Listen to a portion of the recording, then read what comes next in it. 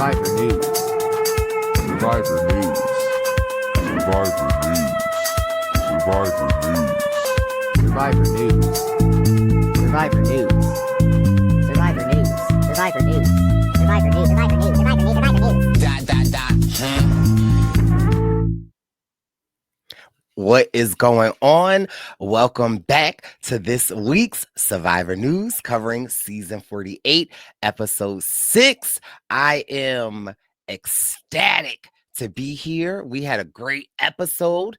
I'm with the baby boy. You might know him from The Circle season 2. The floor is lava, or he might just be the next casting agent that is calling you to see about a love show on a boat. The man, the myth, the legend, Jack Atkins was popping. What is up, Brice?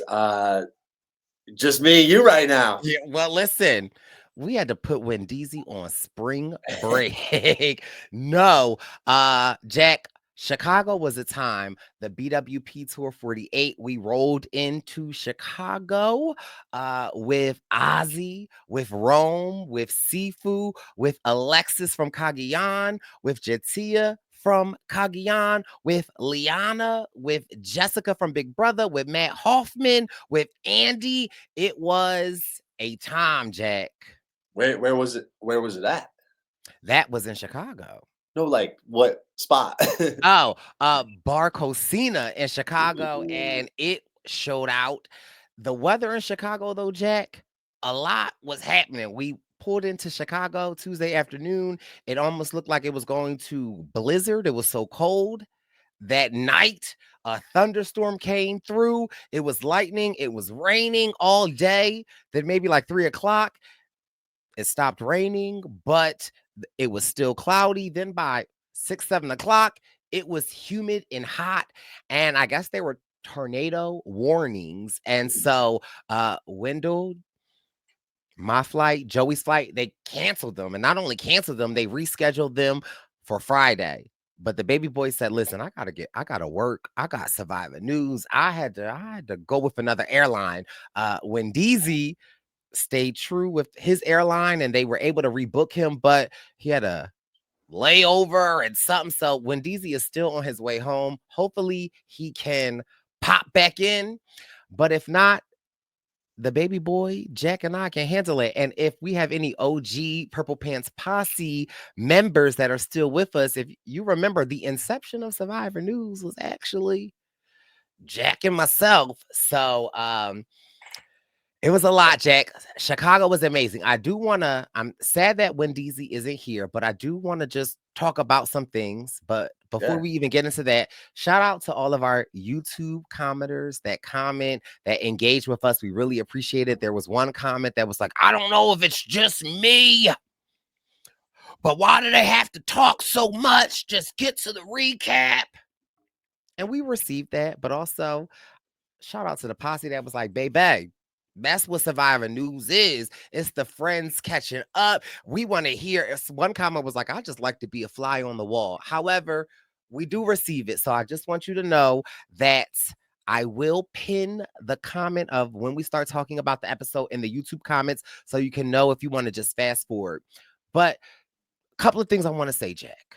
Yeah, I mean, now that we got we're gonna pin a comment. We're gonna maybe put a timestamp. So now that that's settled for, whoever just wants to fast forward, we can sit back and we can just chat it up. So just chat it up. I do a couple of things I need to just get off my chest about Chicago. So last week, we talked about the beef that Wendell and I had at the barbecue, and I thought Jack was on my side, but Wendeezy posted a reel. And if you listen to last week's episode, I told you, like, I wasn't feeling like myself. I didn't want to do anything. And so I didn't come in like the Brice Izyah that Wendell knows. And so I felt like I described it on the podcast. And Wendell posted a reel, and I definitely tagged Jack. I said, Jack, look at this. And so how did I come in, Jack? Wendell was like, what you got in the bag, perp? And you're like, food.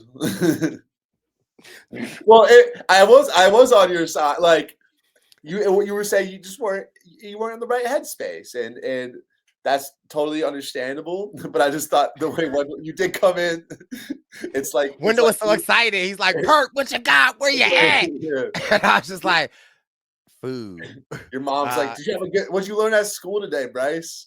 Nothing. And that's the truth. But I do want to say, and so I received that criticism. I do have a praise report that in Chicago, Jack, there were no fights. Everything was great. And so I feel like sometimes I talk about Wendell and I having beefs and fights, but sometimes I don't talk about like positive things. And so I just want to just tell this quick story, a little sad. I don't want to get emotional, but when I was at the airport flying out to Chicago, my mom called me and our family dog, Sunshine, who we all love and care about, was put to sleep that night before. She was having some heart issues and we knew it was potentially coming. We just didn't know when. And so like my mom told me, and my mom's just kind of like a mess. My mom loved and loves Sunshine. And so she just wasn't dealing with it too well. And so, and I'm my mom's favorite child. So my mom kind of like puts a lot on me, and not a lot, but like, I'm my mom's friend. So right. And so it was a lot for me to kind of handle, I would say. Or I just didn't know, like I'm trying to support my mom. And so when I got to Chicago, Wendell and Joey were on the same flight. I was on a different flight, but they picked me up. And so again, my energy wasn't the energy that they were expecting. And I didn't really want to like talk about Sunshine because like I still was kind of sort of processing it. Like I didn't realize how upset I was, right? Like I knew my mom was upset, but I didn't know how upset I was. And so I wasn't Brice, but I like to think that I wasn't like mean or nasty, but I knew that they could sense it. And they're great friends, Jack. Like Wendell and Joey was just like, you good? Like, let's get you to the hotel. We want to get something to eat. Like, but we know you probably want to do your own thing. So we'll leave you to be. And then later that day, I kind of told them what was going on. And they were just really good friends. And I just wanted to tell that story because I feel like sometimes I be like, Wendell and I thought and he was wrong. And so there's not often. And I said, and I meant what I just said. It's not oftentimes I got these type of stories. No, but joking. But they were great. And I really appreciate them for just allowing me to just kind of sort of have that space. And so to put that out there. Yeah. Also, I'm sorry to hear about Sunshine. But yeah, I feel like you and Wendell are really like brothers from another mother. And sometimes when you're that close with somebody, you're gonna fight like brothers. But when you really need it the most, those people are always going to be there for you too. So right. And sometimes being there for you is like, I'm gonna let you have your space. Right. And also like not treat you weird. And so I think that for me was like really what meant the most. But Chicago showed out, Jack. It was such a great time. We had Ozzy and so many amazing people. But the thing that stuck with me the most was just the posse was in the building. And I got some messages that I needed to relay to you. And I just, wanted to tell you what some of the posse was telling me because first of all, the posse, we friends. And so it's like we family, we go together. And so specifically though, Jack, 3 Black women pulled me to the side and said, hey, I want to let you know why we listen to Survivor News. We love Survivor. And we see the discourse that's going on with Jack. And they said, is Jack biased sometimes? Yes. I said, okay. I agree. They said, but listen, that's why we like to listen to the podcast. They said, Jack's a young lad. He's growing. And sometimes we can't see our own bias, me included. They're like, and you're biased too. You like who you like. They're like, if somebody got their chest out, you fanning over them. I said, not too much.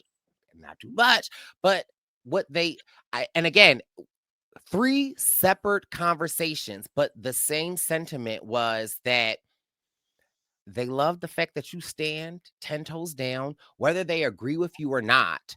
And the fact that they wanted me to reassure you that, like, Jack, you a good person. And so whoever you align with, because we all know how Jack think and how Jack go. He's survived. He knows the analyticals. He knows what's the best outcome. They're like, stand 10 toes down.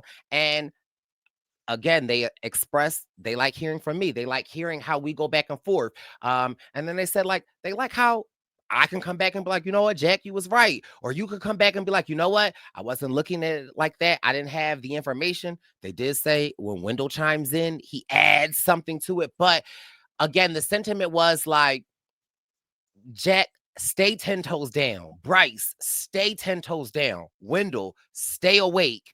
And they were just they were saying that they felt as though like they don't get that type of discourse from other podcasts.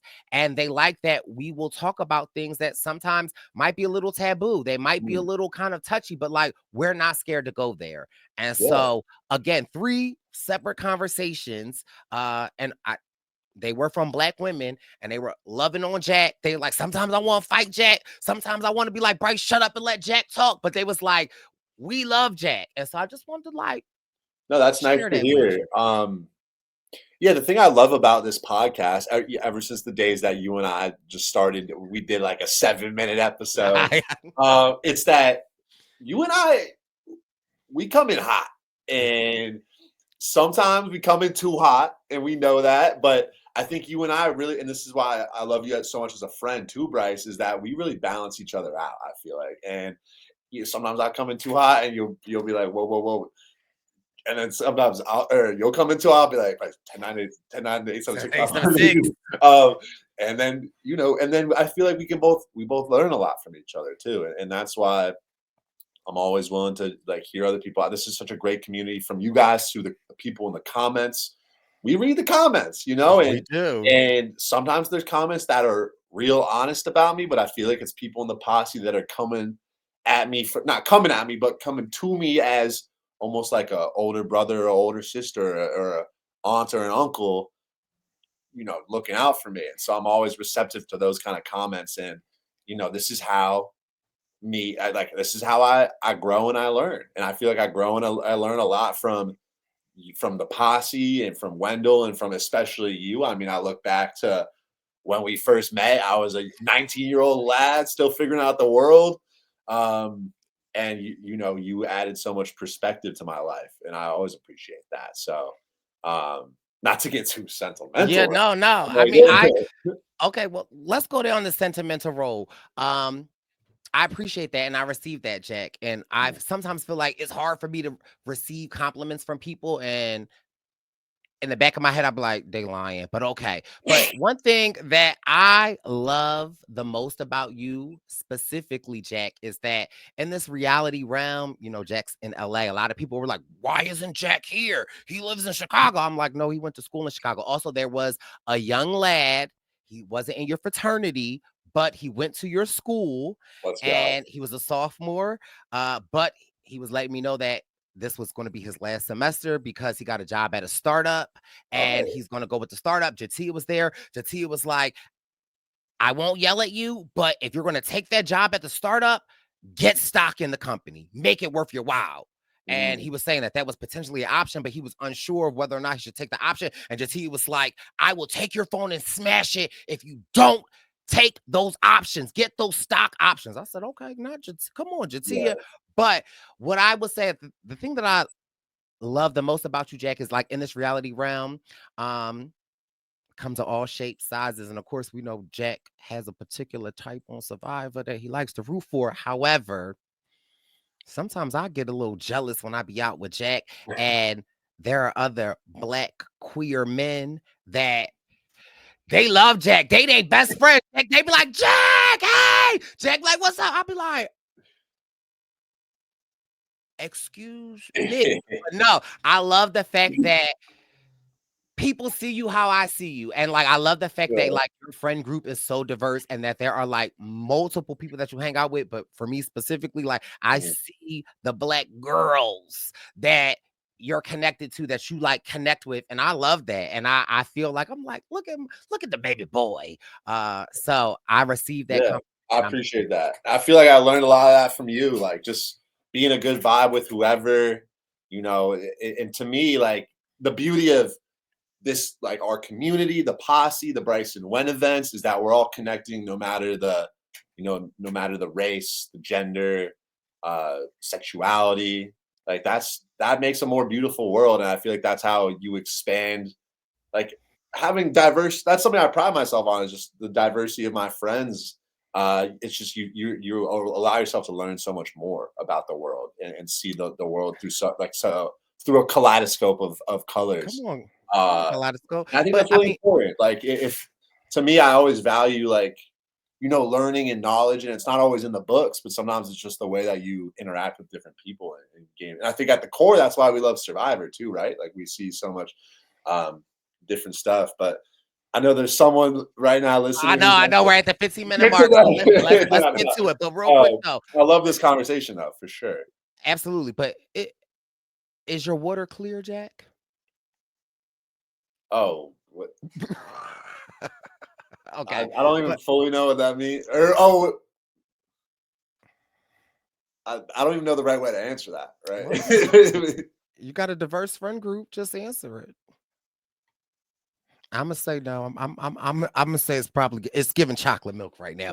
But listen, let's get into the episode. But before we do get into the episode, Chicago was amazing. But guess what? The baby boys are headed to Austin, Texas, April 23rd. And when I say the baby boys, it's Wendeezy, it's Jack, it's myself, and baby, we have a star-studded lineup. And the list that we have here isn't even the full list. Since we posted this flyer, even more reality royalty has hit us up. So make sure you get your tickets now at briceandwen.com. And then after Austin, we're headed to Philadelphia, April 30th. And then from there, we are headed to Boston, May 14th. From Boston, then there's Washington, D.C. Wow. And then, there's Washington, D.C., Boston, and then the grand finale. The tour is going great. And so tickets, briceandwen.com. But listen, let's get into the episode. So I love that I'm front and center on that. Oh yeah, with you guys. Shout out to Tricky or to you guys. I mean, I like that. And I love that, and I love the multitude of special guests that we got coming. Yeah. And from special guests. So some special guests. We got The Circle. We got Deal or No Deal. We got Amazing Race. We got The Challenge. Okay. We got Big Brother Turner from Big Brother BB20 as the 26. He said he want to pull up. Okay. We got Asia. So yeah, Austin is going to be a time. So get your tickets now. I have people in my DMs from the reality community after I posted the file saying, I gotta pull up to this. So it's the talk of the town right now. Not the talk of the town, okay? Yeah. But listen, we had an episode to get into. Jackery, like, where you want to go with it? Because as I was watching the episode, a lot of things came to my mind. There was Jack Jones. Jack Jones. Jack Jones was in my mind. Like it was a little artist or the fusion of like me and James Jones. The fusion of you and James. So that's what I'm calling when y'all both be on my mind. So isn't there a musician named Jack Jones? Jim Jones. Wait. We fly high, no lie. We rolling, bowling. Well, so Brice, we didn't get into any of the episode, but you just did say that you had a lot of things. Oh, I was thinking of Jack Johnson. Oh. Okay. Have you ever heard of Jim Jones? Just now. Have you ever heard of Dipset? Yes. Name somebody else. Name someone else that's in Dipset besides Jim Jones. Jack Johnson. Have you heard of Cameron? I've heard of all these things. I can't tell you much about them, but I don't really know. Yeah. So like this episode, generally pretty straightforward, right? Like I think we've kind of see that with these like mergatories, but you told me that you had a lot of questions. So I really just want to kick it to you and let you just fire away and see where we go. Okay. Well, normally, I don't like mergatory episodes. I think mergatory is dumb. I feel like if we're on the same tribe, we've merged, and if you vote me out, I'm on the jury. Like that's just how I feel. I'm a little old school in Survivor, and that's just how I feel. I always feel super bad for the person that gets voted out on the Mergatory episode because I just feel like it's kind of a slap in the face. But this episode, there were so many moving dynamics and so many relationships and so many. I feel like the tribes themselves had core people that worked together. And then when we did the tribe swap, I felt like a lot of the other tribes were kind of like solidified in the tribe swap. And then we come back together to see how it all works. But for me, the biggest thing that I wanted to talk to you about, because I feel like specifically when we talk about the new era, Jack, right? We talk about it's not the physical strength anymore, right? It's not like you can't have someone like a Ben Dregenberg to just win your way to the end, right? They call them meat shields, right? They get them out. However, I feel like we had Shauhin, we had Joe, we had David kind of sort of come together and be like, hey, let's I put our got meat you. together. Wow. And listen, I like to see it. I like to see them put their meat together because it's so weird. And that's why I was like, oh my God, I need to talk to Jack about this because normally the type of player that I am, I don't put my meats together, right? I'm not a part of the meat shield. I would be on the out. I'm not. I would be on the You just outside. watch from the outside. I let the meat shields come on in. I let them, welcome them. But no, I would be a person that's on the outs, so I would never be a part of that. And Oh, don't say that. But I'm just saying, I feel like in the new era, what I You said you love don't was fit the meat shield archetype. correct, Okay. right. But I am a meat shield in my own right. Yeah. But I feel like you're in the a new meat attacker. Jack, you ain't never lie. Okay. You ain't never lie. But It's gonna take a lot of shields to stop you. They could get the whole beach of meat shields. Okay.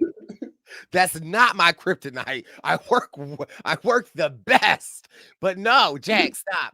What I'm saying is I feel like what was refreshing in the new era was that we weren't getting these classic meatheads, right? Yeah. Like we were getting these underdogs that kind of have slipped through the crack.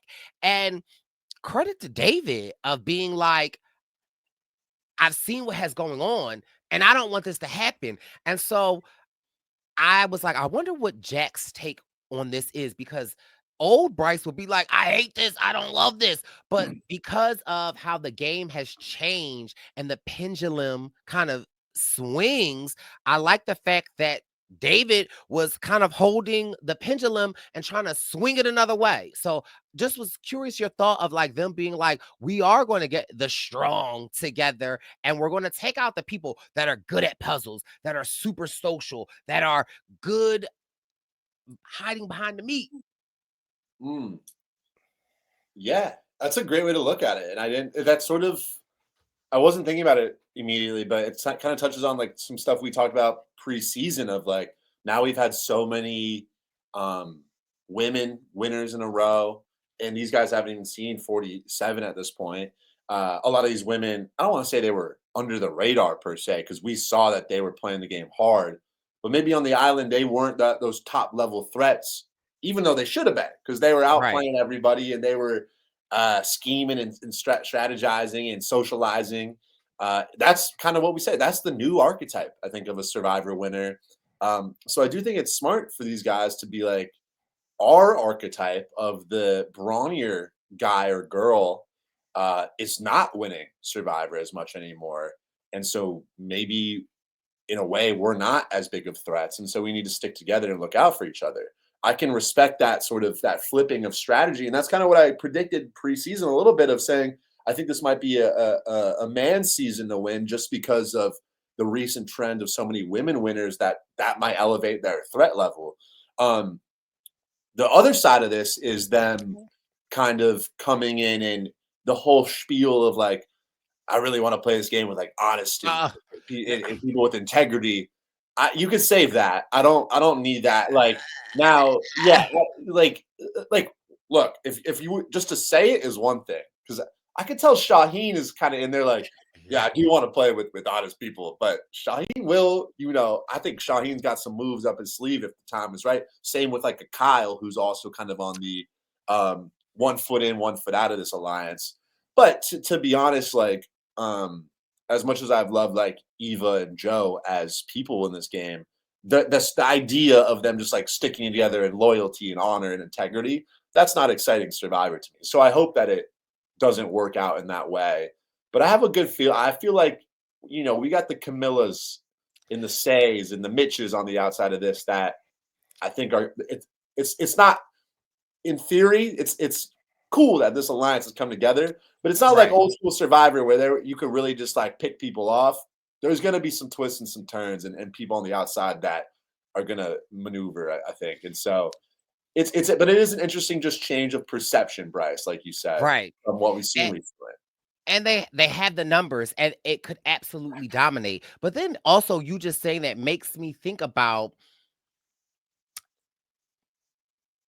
is the game of Survivor not built off of deception, off of so when someone says, I want to play an honest game, what really is that, right? Because in my opinion, an honest game of Survivor is not lying to you until I have to, not putting the knife in your back until I have to. Yeah. And I think like, I'm not as, it's tough. Like, I think there's something to be said about this game has become so chaotic. If you could actually find like a 6-person or 7-person alliance to lock in with at the merge and just ride it to 6 or 7, like that's a respectable strategy, right? The thing is, if you're someone in that 6 or 7 that is not in the top 3 or that is not going to beat the people that you're with, then that is bad Survivor, right? I don't care if I make it to the top 7 if I don't have a good road to winning or to making to the final 3. Right. And so, the thing is, I think everybody, for the most part in this new era, is smart enough to have something of an understanding of like, oh, I'm not in the majority of this sub-alliance. And so that's why it doesn't work as much anymore. But I think early in the merge, there's a lot of moving pieces.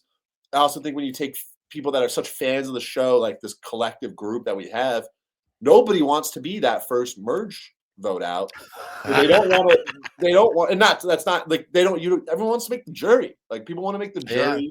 People want to, also we saw it like we've seen it time and time again, but like Genevieve for last season makes a really big aggressive move pretty early in the merge. Right. All of a sudden you're target number 1. So it's really like, that's, I think, part of the issue with this merge at 13 is nobody really wants to like stick their head up too high and make a move. No, there's not going to be big moves at 13 really, because if you make a big move at 13, how are you going to survive like the next 10 tribal councils? And that's why I think that's why this boot was a little bit predictable. And we've seen a little bit of it in recent seasons. And that's why I personally love like an 11-person merge and everyone's on the jury. Because then the numbers are a little bit more manageable. There's a little bit more opportunity to make a move. There's been more pre-merge activity, more relationships built. And it sets the tempo. And Brice, it reminds me of Cagayan, where the merge episode was one of the best episodes of Survivor ever, where Cass flips and votes out Sarah Lucina, and that just set the tempo for a great rest of the merge. And I wonder in this new era format if something like that could really happen again. I am glad that we have this more. I'm glad we got rid of the hourglass in the merge. Wow. Like for all intents and purposes, this is a normal merge now, and that's a lot better than I think what we were dealing with pre like 47. Well, like you, Jack. Well, like you, Jack, I'm gonna stand 10 toes down. I don't care what y'all say in the comments. You know how I feel. I like the hourglass. Okay, I feel, but look at it this way. Think about the outcome of this episode if we would have had the hourglass, right? Say Chrissy or say not Chrissy, say Charity was the one. And then she flipped it. I'm just saying that. Well, I mean, that's so good. But I don't know if I like that doesn't make me feel better. Like if someone else that I was rooting for more than Charity went home because Charity had like an out, like that would suck. But it would But granted, it's suck. only one person winning immunity now, so the hourglass would be different, you know?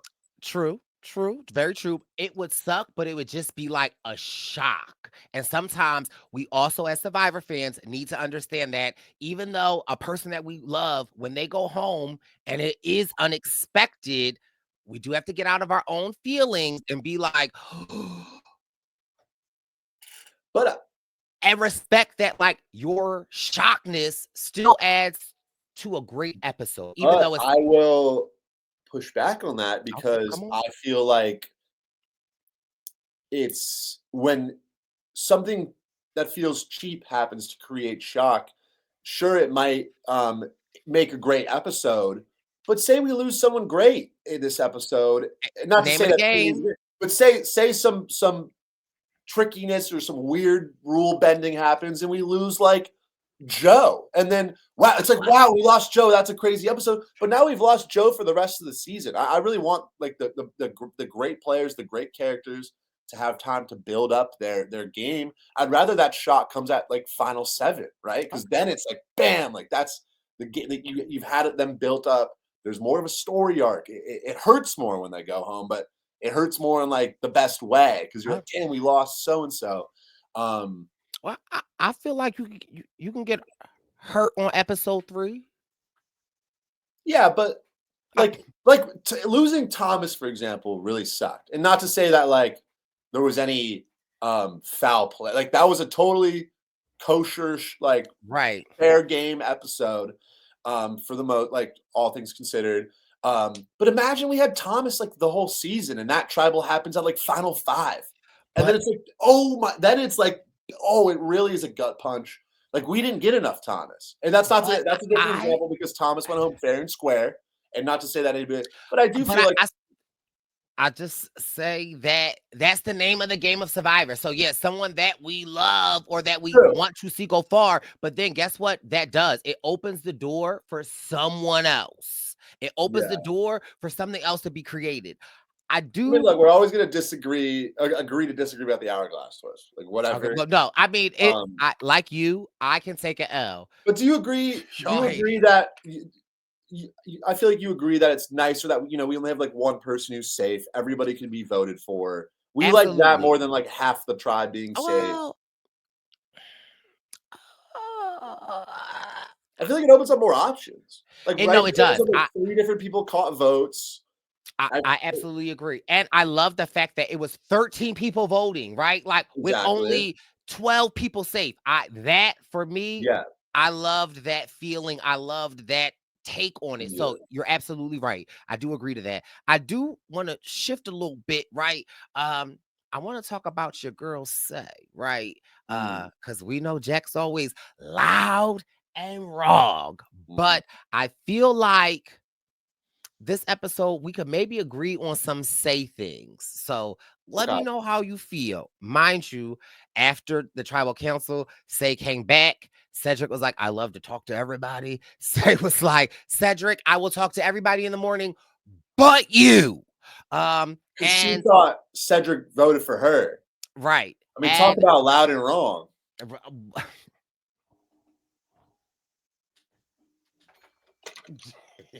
Jack. Now, yes.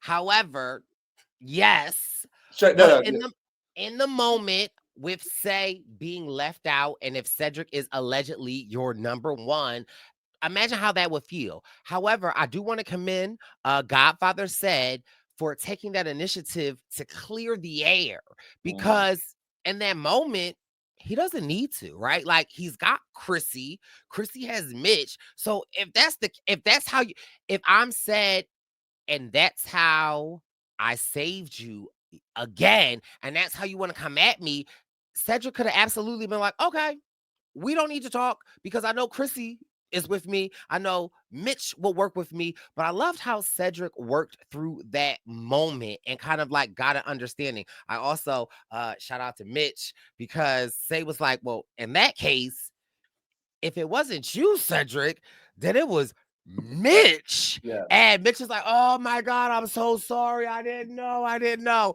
And then fast forward, we see who Mitch votes for again tonight. I love that. However, to be fair, Say did at least like when Mitch apologized, she's like, well, you don't got to be too sorry because I voted for Chrissy. Like, I can respect. That was the best part about how Say handled it.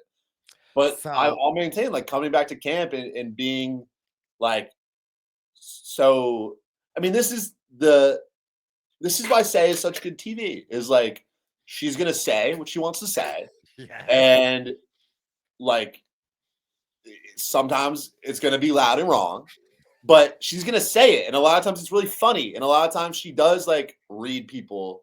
And it's relatable, right? There's many times in life though, Jack, that we're loud and wrong. Yeah. And Survivor's a bad place to be that. But sometimes she's loud and right, or sometimes she's quiet and right. So like, but that's the thing. Like, look, the irony if you're like of our past beef, and I don't even want to keep it like stirring like that, is just like Say and I think are both pretty opinionated people. And so obviously some of my opinions podcasting are about her, and I can see why that bothers her. But she is also as, if not more, opinionated than I am. So I can respect that, and it makes good TV. And I hope she knows that like it's not me like hating.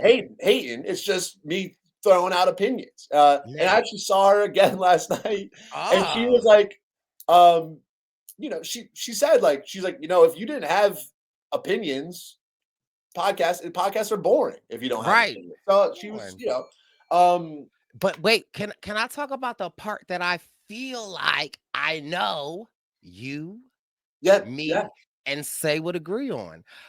After the tribe merges, first of all, I want to yell at Star real quick because the note said, read this when everybody's together. Star was like, come on, y'all, and just opened it. I was like, okay, I love it. And essentially it was like, there is a reward for the next challenge on this island. Find it. Everybody goes crazy.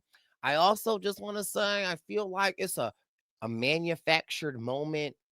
Take it back to Cagayan when the idol was back in play and everyone was scrambling. Even Morgan, like Tony said, got out the shelter, and I feel like the fans loved it. That's when Wu was doing his like backflips and running around, and I feel like since then they've always tried to create that moment, and I feel like this was just another time of a homage to Cagayan. However, it only takes a few minutes of screen time, and we did get a good moment out of it. So I don't hate it. But back to you. Okay, but Jack said a good moment. So I'd like to say that we would agree that Say goes off on a path. Charity finds her. Charity sees it. Charity starts running for it. And all of a sudden, Say, like she was running track and jumping over hurdles. Like, Jack, the way I rewatched that moment 6 times, because I kept trying to see where she was like, Say come in on the frame. I don't know where the fuck Say came in. She just said, roll. And like, I was like, ah. And in my mind, I said, I know Jack gonna F with that moment of Say. Oh, of course. I mean, yeah, like, how can you not? That was awesome. Like the editing was fantastic. You got to give Say credit to like going and getting that advantage. There's no, if anyone's hating on that moment, they're just a hater, and I'm not a hater. So that moment was awesome. That like the editing was so cool. Like you said, like especially her wearing all green just pops out the bushes. She was camouflaged, and you think Cherry's about to get it, and Say just like yoinks it out, and it's kind of a metaphor for what happens later in the episode, right? Like we think Say's about to go, or we think Cherry's about, we think Say's about to go. Cherry's gonna be safe. Psych, Say's safe. Charity gone. So absolutely okay. So here's another direction I want to go in. Yeah. Can we talk Kyle for a second? Yeah. Before I say what I want to say about Kyle, I do just want to put out the facts. Kyle has Kyle has put himself in a great position. He has multiple alliances that he is working with. My favorite is him and Camila, but he also has Eva, he's got Joe, he's got Shauhin, he's got David. And I feel like this is a great episode for Kyle. We actually get to see Kyle maneuvering, making moves, doing his thing. But I rewinded, but you could say rewound, right? Or rewound, I guess. Rewound this part 3 times, and I could not get the clarity. So hopefully you know, and if we are wrong, if you could let me know in the comments. After Kyle kind of solidifies that he's playing hand on the Bible, playing an honest game, Shauhin, David, Eva, Joe, I love you. Then he in this moment he talks about Camila. And I rewound this part 3 times. In that monologue, while he's talking to Camila, does he say that like he's not going to share the information about that alliance with Camila? Do you know? Like, I couldn't remember I don't know because if I really caught that. Okay, sorry. somebody in the comments, let me know, because like I think 2 things about it. One, if that's how he's feeling, I'm like, okay, Kyle's clocked in more than I gave him credit, and I love it. The other part of me is if he's not cluing in Camila, that makes me look at him a little sideways of like, how you playing this loyal, honest game? And I feel like, yes, Joe, David, Eva, and Shauhin are great, but Camila been the loyalist one, held you down. Yeah. And so I think that like, and she's made the best plays for you. But so you would want to include her the most. You did kind of see when he was being pitched on this alliance of like loyalty and integrity that he wasn't fully on board with that. You know, it seems like he still had some roots with Camila, with Mitch.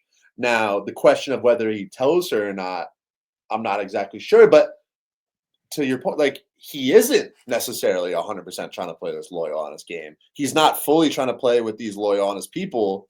But with that being said, he's not necessarily going to tell everybody that he's not, like, you know what I mean? Like, he's not. Right. And that's what makes me love him. But that's what makes me mad at him at the same time, if that is the case, because it's like, baby. Like, I think he is loyal to Camila. Yes. But because he's not trying to be loyal, because he's not 100% loyal in integrity, he might keep a couple things to himself. I get that, but I also feel like I bet he's gonna clue her in. I hope so, because we also saw it in the preview for the next episode. You know, I don't watch the previews. West Coast, keep it cute. You know, I don't watch the previews, Jack. The preview's fair game, but no, he basically was like, airs on national TV, Jack. He was basically on like, my time zone. It's fair game, but go pop off. I don't even want to get in that. Well, he was just like, me in the preview. He's like, me and Camila are like the stealthiest duo to ever play this game. So I know he's locked in with her. So do I. But I don't mind, like sometimes if you get pulled into a different alliance, let it simmer for a minute, see where everybody's at, see if it's legitimate. Like, because we probably don't see 90% of the alliances that are being formed. Every time I get pulled into an alliance, I run over to Camila. I'm like, Camila, you're kind of giving up some of your own agency, you know. So you gotta function a little bit and feel things out for yourself. You can't just like report for duty every time. You're absolutely right. Even though if it is true, it make me mad at the same time and make me tip my hat off that again, I'm like, Kyle's locked in. And again, I feel like Kyle potentially could be a dark horse of this season. And I say that only because other people like Camila, Eva, Joe, David, Shauhin, we've seen the rise of their arc, right? So it's not necessarily a dark horse, but a Kyle, I feel like we'd be like, well, where the hell did that come from? You think? I've been pretty high on Kyle. I mean, obviously I'm a Kyle fan, but even his game, like since he and Camila like teamed up, made that great move, I'm on the wave of Kyle or Camila, I think is if I had to bet. Yeah, I am. I'm not a gambler, but I do. I feel that, but again, I might be a little more Camila than a Kyle, right? But this is again what I will say is that I feel like Camila might have the brains of it all, but I feel like what I got from this episode, and please be clear of what I'm saying, and this is a compliment to Kyle, is that like I'm like, wow, maybe Kyle might be able to execute it. Mm. Right? Well, that You know, kind of like makes me feel validated because I know when Thomas got voted out, you were very high on Camila and didn't want to give Kyle as many flowers, which is okay. I like that you had that, and definitely that move was like spearheaded by Camila. But I was like, I feel like Kyle. We talked about the alley-oop, like he was still. I think maybe I saw a little bit more in Kyle at that point, but now I know that you're seeing that too, and so I see again, it in a different way, right? Yeah. Camila's still. That's why I think those two is like they're 1A and 1B, you know. So Absolutely. I definitely can. Again, I'm gonna say 10 toes down. Camila is running it. However, sometimes you can run the operation, but someone can run the same operation, but pitch it to someone else and they'll receive it. And so, like, I was looking at Kyle like that. But again, the connections that he's making, the way he's running around, also. Well, that's a great point. And also, like, even if Kyle is, you know, if Camila's the CEO and Kyle's the CFO, sometimes the CEO might get fired and the CFO steps up. And Kyle's shown that he can do the job. So, you know, absolutely. Camila goes, like, sometimes there's duos where the head goes and then the other person, they can't step up and execute and finish the job and win. But I think we know that Kyle or Camila, if God forbid we lose one, the other's still going to be able to operate, I think. I mean, yeah.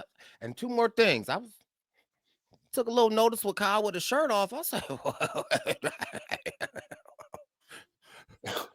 are the britches moist? I wasn't sure if the britches were moist or not. Also, when I think about this Kyle and Camila duo, it then made me think Jesse and Cody. Like, just because they've been just piping us up of so much of like, oh, we're the duo that we never seen. And again, like you just said, both of us can do the job. And at some point in time, there can only be one head chef in the kitchen. And so I just wonder, is that foreshadowing? And dare I say, whoever gets the best out of that too, if it isn't a situation, they would have my full support because I am seeing it a little different. Yeah. I do agree. Okay, no. Can we and Kyle won immunity too. I mean, and listen, Kyle is showing out that he can do the damn thing. Like him winning immunity right now, super big. And normally I'll be like, oh, it's too much of a spotlight. It's too much. But the way that he has positioned himself, because even him with a David, a Eva, a Shauhin, he's not, in my opinion, any of their number ones, right? So it's like him winning this really kind of like eases him into that alliance without the biggest threat. So no, shout out to Kyle. Brice, I want to throw out this idea too and get your thoughts on a little bit. I think a lot of times for, you know, the athletic, visibly athletic guy like Kyle, I don't always love the idea of winning too many challenges early in the merge. Now, right now it's only been one, but we saw it. I mean, dare I say we saw it last season with Kyle.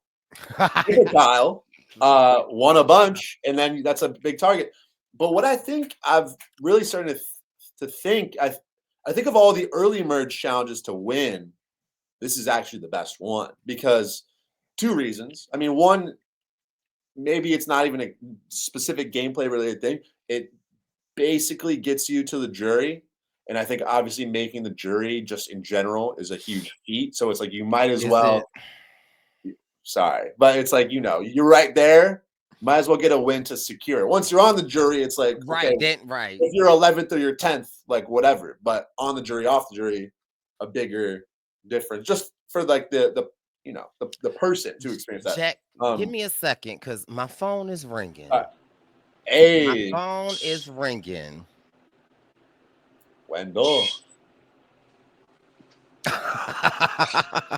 from the elevator. But listen, he's not even saying anything, Jack. You don't even got to say nothing, Wendell. Okay, it's classic Wendell. Classic Wendell. I don't even know where my room is. 609. It's okay. We're just gonna mute you, and then when you get situated, jump in, and it'll be like regular Survivor. Yeah, maybe we can finish this thought, Brice, and then take a pause, and then pick it back up when Wendell comes in. Or he could stay muted like he always be. So no, go ahead, Jack. Well, yeah, I was gonna say the other reason I like this a lot, and maybe this is why I want your thoughts. Maybe this isn't true. I feel like maybe winning that first merge challenge, being safe. Now there's 12 other names being tossed around, and your name's not one of them. Maybe that puts in the back of people's minds like they're just not thinking about you. So then when you're not safe the next time, well, they've already thrown out 5 other names that are probably going to stick a little bit more.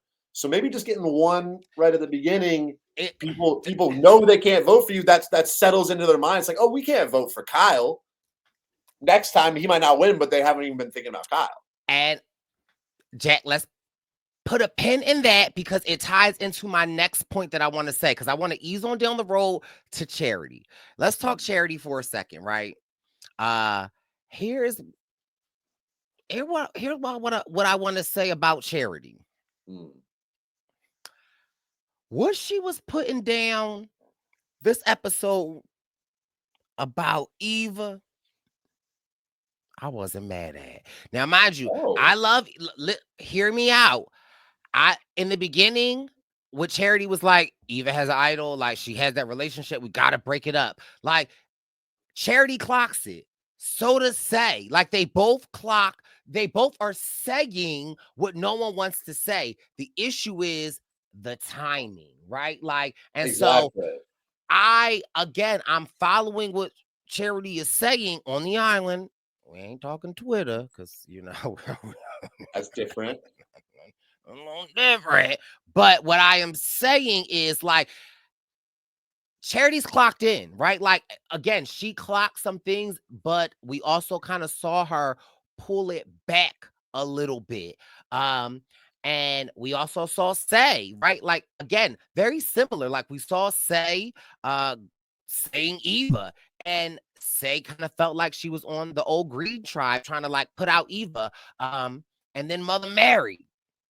Let's talk about your friend Mary. We don't want to put words in her mouth, but the way Mary ate down this episode, because we see Sai not wanting to talk to Cedric, then they worked it out, then they merge or kind of merge, but not really merging.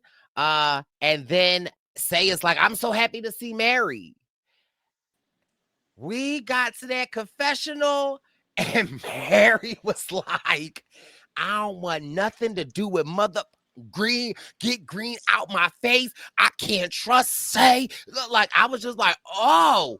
And again, I just want to give some credit to Mary, because sometimes, like Taylor Swift said, you got to shake them off, right? Like, and I think Mary, similar to Kyle, is in another great position. Yeah. You threw out a few different things there, right? I generally agree with all of them, and now we got Wendell settling in too, so he can chime in on this as well. I'll take it to the Charity thing. Okay. That's the thing. Like, I think Eva has talked about how she's not necessarily great at reading social situations. The irony, I think, of this episode is that the biggest social misread was Charity and also a little bit Sai, where were they right that Eva and Joe and Eva is a threat? Like, absolutely. But literally the day after Eva has this moment with Joe and comes clean about this really beautiful story that she's opens up and shares. The day after, when you all get together, it's not the day to bring that up, right? Like, that is really the issue that they both mess up. Were they right? Of course, like, yes, of course Eva's a threat, but it's the final 13. Like, just have a human moment and just like acknowledge it, and then understand that everybody else is who's being a little bit more empathetic is probably not going to want to target her first. So that's really the issue. And I think you kind of hit the nail on the head, Brice, with where Charity was coming from. Charity's such a curious sort of thing here because, like, we saw a lot of players speaking kind of negatively about her, but there wasn't that many times, like, watching the show that she seemed that negative. Now, Right. if you follow her socials, or have seen some bits and pieces, maybe that explains some things. I don't know, but it's a little bit weird. Like, it's like, why did all these players not like Charity? Like, we never really saw it. We saw she had a really great relationship with Mitch, and was very, like, supportive of Mitch. So I don't really know, but yeah, it doesn't shock me. We also saw that I think she thought she had a lot more footing in the game than she did, and it's hard to know that she didn't for her because she never went to tribal. So I guess it's like, okay, she thinks she has good trust with people, and there hasn't been an opportunity for her to not necessarily believe that. But it's just like, her going to Star and being like, you got to get your idol back, like that's an overstep, that things like that. It's not, but it is. It's not, but it is. Right. But it's just she's not the person in the position to be telling other people what to do.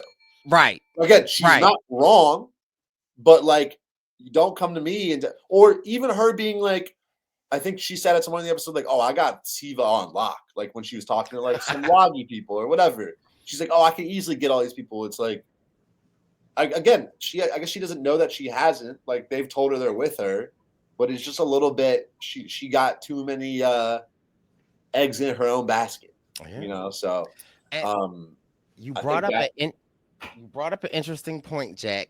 And now that when DZ is clocked back in, welcome when DZ. You want to just, because I want to bring something to the head, but before we do that, how you feeling? How you doing? Welcome. It's been a long day, man. It's been a long day, but we here. It's good to be here. I am in Orlando. Yeah. I just checked in. I got my snacks. Also, Jack, can you help me understand why, if you win $1 million at some point in your said life, I'm third boot. If you book a flight, sometimes paying that extra $25 to protect your flight, it's not frugal, it's logical. I get flight protection every time. What do you mean? So how do you have okay, explain to us how you have flight protection, but you're in Orlando and I'm in Philadelphia? Because I had a layover. $400, Brice. Oh, wow. Because I had a layover. and because of Mother Nature. No, they probably rebooked you for free, right, Wendell? Yeah. I mean, yeah, you get flight protection. That doesn't just mean a new flight suddenly appears. Like, yes. Classic Wendell. You know what? We're not doing that right now. Flight protection, I think, is a scam, by the way. I'll say that's totally not Jack. Because disputed. If your flight gets canceled and you don't have flight protection, they still rebook you for free. So thank you. That's why I don't ever get flight protection. Well, yeah, I did. Or like bag protection. It's like, but it's not, because I was able to rebook and I was able to get all of my money back from my round trip, not just the portion of my trip. Oh. Which again is why I'm in Philadelphia. Right, this isn't about me right now. Okay, but also since you have clocked in, Wendell, I did start the episode off singing your praises. Jack, am I lying? Not lying. About what? Okay. Yeah, You'll have to. No, Jack, don't tell him. No, Jack, don't tell him. You have to get in the comments like you were this week. I watch it every week. Okay, now wait. Since Wendell was here, and this is something that y'all started, and Jack brought it up a little bit, I do have a nomination for our first ever Britches. I have one. I had one too. Is it going to be the same one as I had? Well, I don't know, because I think, and maybe Wendell will have a Britches award as well. A Britchie. Sorry. Can I go? Is it okay? I don't want to talk over you, Jack. Yeah. Okay, they be in the comments cussing me out. My Britchie award this week goes to Star. Yes. Oh, wait, are we on the same page, Jack? Yeah. Ah! Jack hit me over the head with some meat. What? No, Whoa. sorry. Bryce gave out his first britchy and he got a little bricky. Sorry. That's a little too I excited. thought you were my meat shield. No, okay. Yes, Star. The Godfather Cedric had a tough week. However, every villain has a kryptonite. You watch the HBO The Penguin, like we know the Penguin, okay? Uncle Seti. Hates to see a wall coming.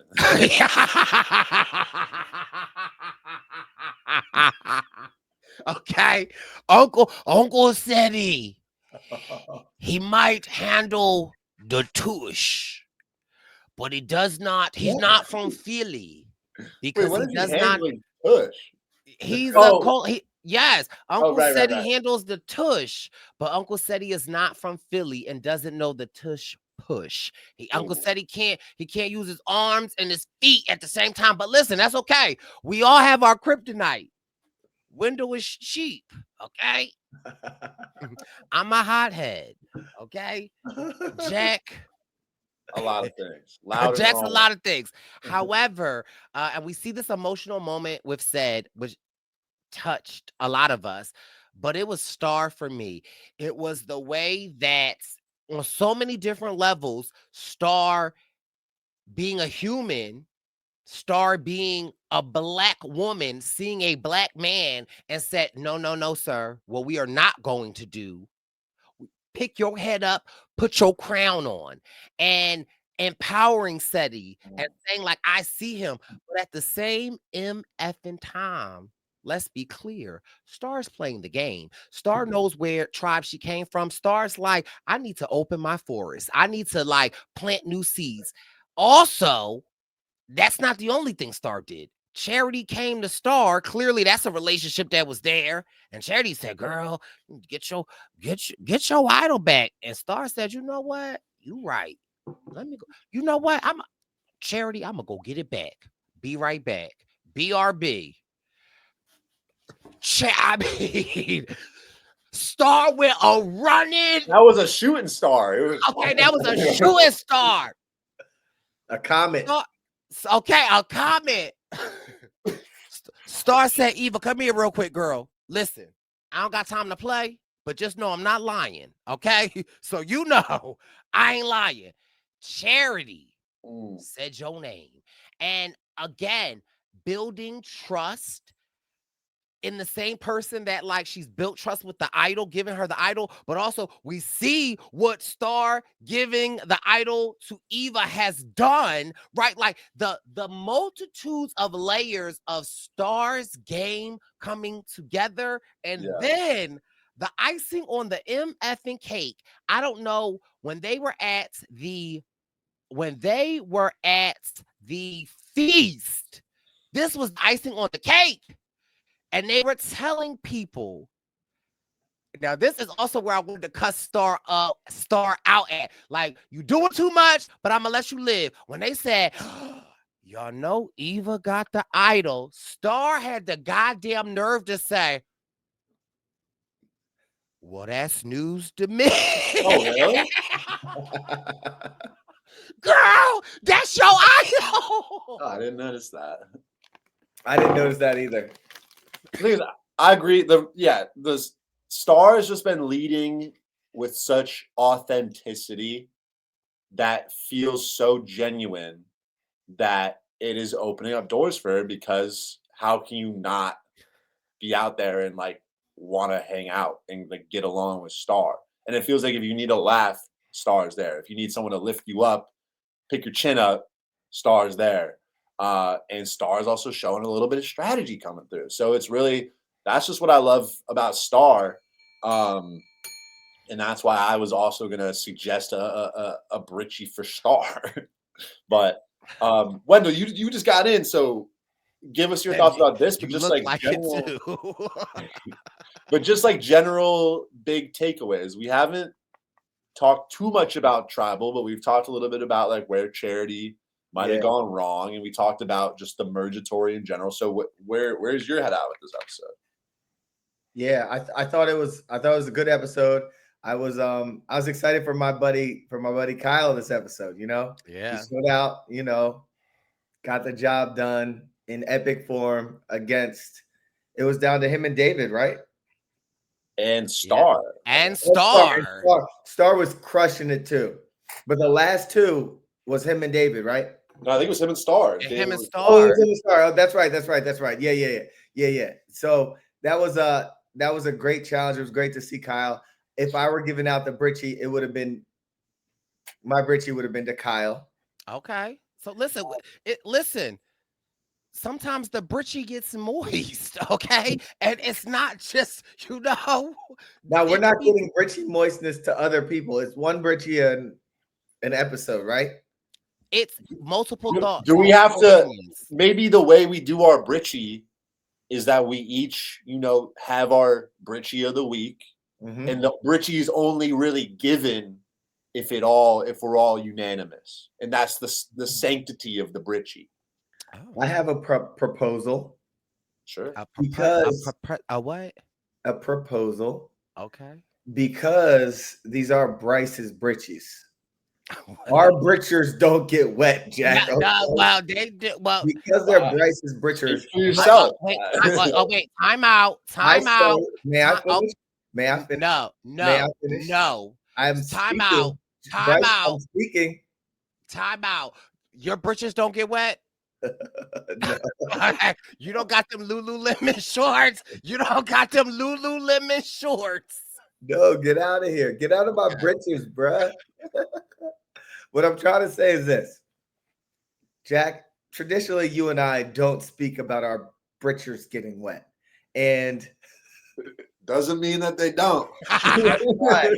Fair enough. The only proposal I have is that we all throw out there who gets our Britchie Award. But who has the final say is Brice Izyah. Sure. I mean, that works too, but my thinking was like, we want the Britchie to sort of be exclusive. It doesn't have to be every week. So I guess final say, like you said, it comes down to Brice, but I don't want us to feel like every week we got to come to a Britch census. You know, it could be like maybe nobody was Britch-tacular this week and we table it for another week. Jack, I don't think it needs to be Britch-nanimous. I don't. But I think we think about it, and if Brice chooses agree. Okay. Wendell, put your right hand up right now.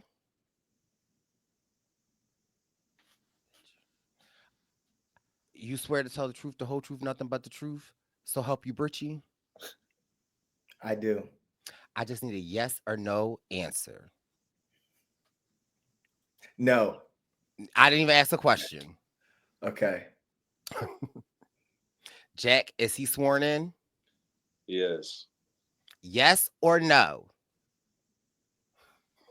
After this day of travel that you have just had, are your britches moist currently? No, I'm not sweating at all. I'm just tired. No, my britches are pristine. He lying. I swear, and I smell really good, Brice. I smell really good. I can tell by how that shirt look. Brice, I smell good. I got an undershirt. I'm good. You know what? We're not doing this right now. It's not about me. It's about the Britchie recipient right now. Okay. Well, Britchiant right now. Okay. Will we say Star again? Given it also makes me reflect on maybe the treatment that Star was given early on, kind of like, because their star shines so bright that sometimes it's like it's the easier thing to go after. And I think that we are seeing this now where Star did something that I couldn't do, right? Like, she's made it to the merge. She's able to like let her star shine in ways that we don't even think about, right? Like, we have David saying like it's the meat shields, and I'm here for the meat shields, so we're clear. But also like, and David saying we're going to get the smarts, all of the puzzle people out, but also then here comes Star in this different category of just like a real ass human being, right? That like sees, that cares, that knows what it's like to be on the outside. That's like, I don't want that for anybody else. I want to, and then using what she knows about, say, Eva and Joe. Charity comes and brings her this information, and even that tribal, and also Star's funny as hell. That moment of her sitting by the beach being like, Star, we did it. Yes, we did. Take a moment. That's what I do every day. With the pen at tribal council. Yes. Dancing up there. Again, I said this about Kyle. I said Kyle has a dark horse arc. I could see Star as well. Mm-hmm. Totally. Does Kyle have a dark horse arc? I disagreed on that. I feel like he's been a contender for me. We talked about that. He looks strong, and that's why I don't think it'll be him. So here's the thing: Kyle looks strong, but he also doesn't like respectfully. What I'm saying is like he doesn't look strong. He looks strong, but he doesn't look strong. What does that mean? Yeah, what's that mean? Because they're literally talking about how strong and handsome he is all over the Twitters. Well, I mean, I did say before you got here, didn't know if the britches got moist when his shirt was off. But no, what I'm saying is like when I see a Joe and I see a David, right? Like those are the immediate threats. It's not a Kyle. Not that he's not strong. I'm just saying it's like he kind of like, not well, I think where me and Wendell are coming from is that I get what you're saying about Kyle, but from episode 1, he's shown he's got chops strategically, socially. He's gotten a lot of confessionals too. I mean, that's a factor of like a dark horse. Whereas Star, I would agree, is a dark horse. She was on the bottom. We didn't see a ton of Star, and now the Star has just been illuminated. And now it's like, could Star really do this? That's a dark horse for me.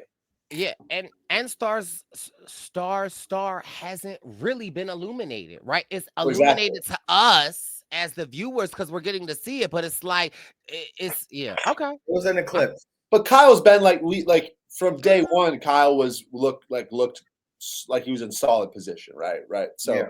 Okay, I can give you that. Yeah, but let's see. Maybe Kyle is almost like a more genuine Caleb. Okay. Because like Caleb was just, it seemed, now we know Caleb in real life, he's a great guy. It seemed on the island like he was just giving everyone lip service and just doing the smile and whatever. He's a schmoozer. Yeah. Whereas Kyle, it seems like he's not a schmoozer. He is like, he's making these connections. He's being real genuine. Okay. When you put it like that, I can receive that. Yeah. Because I feel like it's like I'm like, I want the Caleb effect, right? But I can't say that and then be like, Caleb was like so charismatic. It was almost like it was just too big, too much of a threat. Yeah. And I'd almost say in challenges, Caleb was better. And that's also, I guess, a little disarming for a Kyle. Like that also helps Kyle be a little more relatable, I think. Maybe I could be that Lulu tribe didn't do too hot. That's true. They were as bad as not to say it was Caleb's fault, but but no, I know what you mean. What else from this episode really stuck out? Now, I will say, I mean, not to get to the end of things, but I thought it was really interesting the way they read the votes. Usually it's, they do a couple and then once those says started coming in, it was like, it's all going to be say. Jack. But then there's like 5 say, 2 charity, 1 say, and then it's back to charity. It's like, whoa. Well, tell me the last time they read 13 votes. I know, but I mean, usually the order would be like, it's like say charity, and then at the end it's charity. But this time they went like charity, Cedric, say, Charity, say, Charity, say, and then Charity. That was because once those says started coming in, it was like say's about it to was go done, home. but good TV. Yeah, exactly. No, I loved it. I like that a lot. I feel like it keeps us on our toes more because we kind of know how that usually cook things up. Now, here's the last thing I want to say, and this where I want to end it at. Now, might be a little spicy, because I had to rewatch because I want to see where all the votes went. And when I saw Cedric's name, I said, "Who the hell put Ceddy down?" And then when I saw that it was my girl Sai, Yeah. Well, wait till she jumps on. She's gonna explain how it was the best move of all time. Well, I don't think so because Not I too also much on Sai. well, no, because like I don't think so because also before this episode came out, they showed the sneak peek of Sai returning to the camp.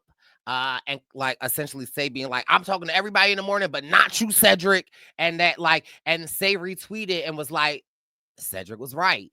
So I do think, you know, they did have a come to Jesus, but clearly Sai has not forgiven Ceddy at all. She was still hot. My question, do you think it was like a sorry, go ahead. Yeah. I think we're going. I think we're going the same road. Was it an emotional vote, or was there some strategy behind it? That's my question because it's like, in my Cardi B voice with love, say, what was the reason? Because you clearly know the votes are between you and Charity. So, like, I want to know, like, why throw that? Like, who were you talking to that said Cedric? It's what I want to know. Yeah. It feels like she cooked it up herself. Feels more emotional. But maybe there's a component of like, oh, I want to separate myself from Cedric, so I'll throw a vote at him. Maybe behind the scenes they said, but it doesn't make sense to me. Like, especially when you know you might be in contention, put your vote on the other person. Don't play around because a split vote could easily be twisted around if Charity votes for Sai and someone switches a vote and Sai doesn't vote for Charity. I agree. I do also just want to say, because I do want to know, Sai, what was the reason? When you know your name is on the block. But I also do want to say, out of anybody this whole season, Sai has been held to the cross this entire, like, no one else had, like, Sai has had a time. Like, she's been fighting for her life. Yeah. Battle tested. Every episode. Well, that's why it's so, like, that is entertaining. Like, nobody's been under fire as much as Sai and been able to, even like to be able to maneuver out of it as much as she has in recent memory. Like, I couldn't really tell you anybody, but that's why I will maintain my stance of like, there are critiques to be made. Like, it's not a great position to be in, but we'll see what shakes out. I mean, obviously she could keep it rolling and keep dodge, dive, dip, duck, dodge for the rest of the way. And, I'd have to eat my words, but I think just on a baseline, like, right, you don't want to be catching votes every tribal. Yeah. Well, needless to say, episode 6 was crazy. We have merged. Charity has gone home. Wendeezy, give us the final word. The only thing I'll say is this. It's been a long day. This is a great season. Like, lots of again, we looked at certain casts before and we're like, oh, this looked like it has all the characters. Looking at this cast, we didn't necessarily see a bunch of unicorns out there. We didn't see a bunch of Tevins, but this cast is delivering. And some of the people that you don't think, like, I'm here for the Kyle Camila sneak alliance. I'm so excited to see where that goes. I think she's got some stuff brewing, This is it's a great season so far, and I'm excited to see how that dynamic works, how this strong milk drinking alliance works. And whoa. Can we say 2 people gallon a day? That's crazy. Now that's crazy. That's like, I mean, I would say it can't be healthy, but I think Joe and David look a little better than I do. But that's like a lot of Like if you drink that like in a couple hours, you'd be sick. So it's like they really must be regimenting this milk. I didn't think all that milk was healthy. Studies have shown cow milk is not really for human consumption. But it's great. I mean, no, they listen. I ain't mad. So my final words are these. There are quite a handful of people that look like winners. There are a few dark horses this season. I can't wait. I can't wait to see how it shakes out. We're only in episode 6. We're halfway through. Okay. How was Chicago? Oh, you know what, Jack? I didn't even get to tell you, Jack. At one point in the night, okay, Jack, Joey and I, shout out to Joey Hatch, because Joey Hatch did his thing in Chicago. Okay. Actually, you know what? Joey and Brice did their thing in Chicago. At one point in the night, Jack, Joey and I are breaking things down while people are still moving around. Joey's standing on things, cutting things down. I'm wrapping things up. All of a sudden, we see people were outside. Always, we see these flashes coming into like the inside. We're like, what's going on? We see Wendell with our flag, our Brice and Wynn flag. I was waving it. I was dancing with it. I was wrapping it up, but I was having a good time, Jack. I was, Jack, so Speaking confused. of a good time, I was a flag person at the time. We're gonna have a good time in Austin. Oh, you don't want to catch me with a flag. Austin is going to be one of those where it's like a mini finale. Yep. Hold on, real quick. It's crazy. I feel like the Bryson one's already been rolling like heavy, and then Brice was listing off like we still got. Look at the footwork. Look at the footwork. Hey. Okay. Classic. Y'all gotta see classic. Look at the foot. He did eat that footwork up though. He did. He did eat that footwork up though. Keep the footwork going. You might get a Barichi. Anyway, if real quick, then we can end it.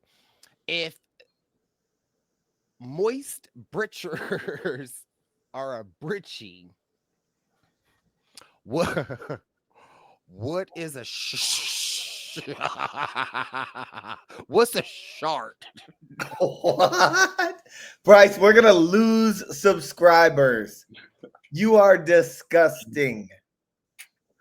That's what we give to the worst player of the episode. The worst player gets the Richie.